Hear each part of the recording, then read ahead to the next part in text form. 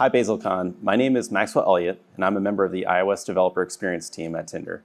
I'd like to walk you through today why we chose Bazel as our build system and how we transitioned and ultimately cut over to using Bazel for all builds. Let's start first with a little bit of a history lesson from 2019. Our developers were frustrated with the flakiness of our tests and the fact that we had to run all the tests for every single change. Our toolchain was unstable and constantly broke due to transitive dependency mismatching issues with our locally installed tools. Debugging these errors took our team hours to resolve. Simply setting up all the needed binaries in our toolchain required pairing for several days to get up and running. Modularization was stuck in the mud. There was no easy way for our team to make new modules, and there was a fear about the proliferation of modules due to the impact of startup time. Build times are outpacing the growth of the team, breed exponential growth. The support of this system was greatly exceeding our capabilities. We needed to rethink our entire build to move forward. We started first with our toolchain management, a constant source of issues for our end users. This led to the creation of what we call the Bazel Hermetic toolchain. Having outgrown our previous toolchain system, we needed something that guaranteed hermeticity and reproducibility, two traits that were very much lacking in our previous system, Homebrew. We also knew that we could not build our toolchain from scratch, so we need to consume pre-built artifacts or support caching built artifacts. Bazel appeared as the perfect candidate for this workflow, and the strong active community was an invaluable asset in this choice. Bazel's HTTP archive functionality was a perfect fit for these binaries, and running them on the clients. Clients could no longer interfere with these binaries, making support much more streamlined. Developers were trained on a new way to invoke these tools, which removed learning Bazel as a blocker for this effort. This migration was done largely in place and had no impact on our developers whatsoever. This gave the team a powerful entry point to using Bazel, while demonstrating to the team that this technology could solve significant problems. Given the success of this approach and the ease of the migration, we then decided to apply these learnings to our internal toolchain to supercharge our team's impact with Bazel. Prior to this effort, our internal toolchain was largely composed of SBM-built executables that were committed directly to the repository. Additionally, the source code for these tools lived alongside the source code of the primary Tinder iOS application, thus inheriting its CI performance characteristics.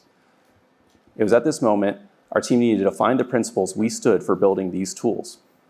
First, we wanted to imagine an optimal developer experience, what it might look like. Based on our experiences of our prior setup, it meant extremely fast iteration cycles, isolation from the large Tinder iOS repo, exhaustive test coverage, and defensible quality metrics. Swift would be used to consolidate programming languages and encourage contribution. All Swift code would be built by Bazel to demonstrate the efficacy of this build system for this use case. With these principles in mind, how did the team execute in this new environment? Here are some metrics from our internal tooling code. What started off as a simple goal turned out to be a step change in the capabilities of our organization. By using Bazel, unlocking huge wins in velocity, we realized a whole new world of automation. These wins allowed the team to scale up many more responsibilities without additional support burden because all tooling logic is covered by tests.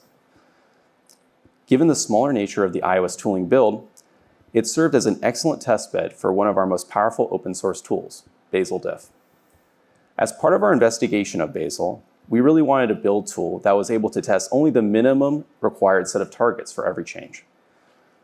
To us, this seemed like the holy grail as a CI experience. We just didn't know if such a tool could be built.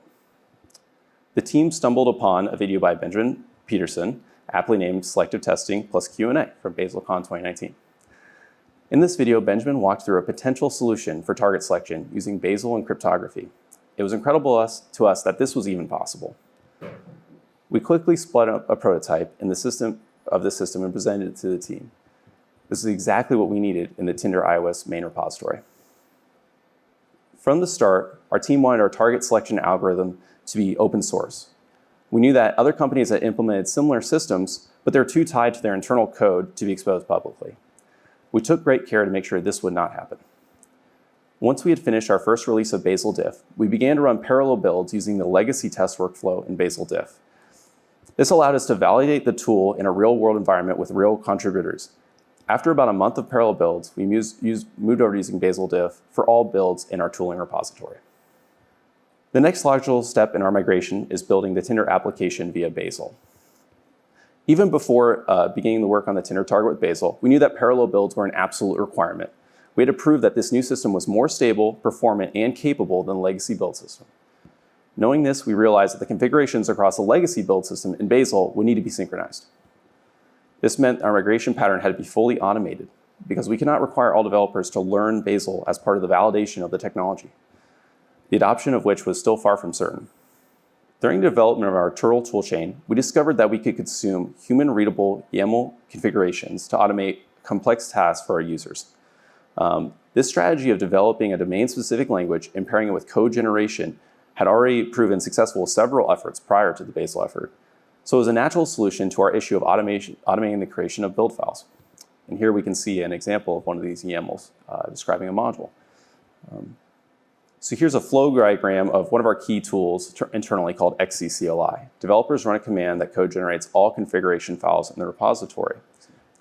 After XCCLI was deployed, we were able to run parallel CI jobs without interfering with the legacy workflows. After closing the remaining synchronization gaps between our legacy build system and Bazel, we were able to quickly validate the stability of our build and gather performance metrics. As expected, the Bazel build was highly performant and deterministic, and the caching layer was critical to this new performance frontier.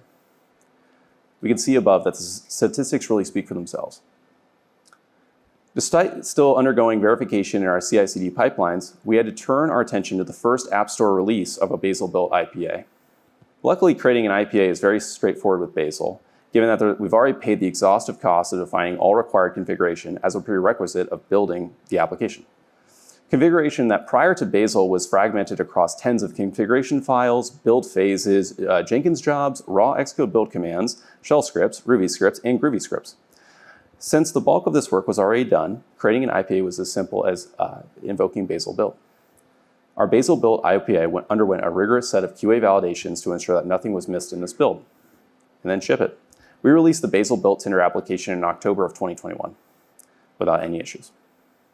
In our focused pursuit of solving the untenable growth in our build and test times in the Tinder codebase, we neglected parts of the local development experience.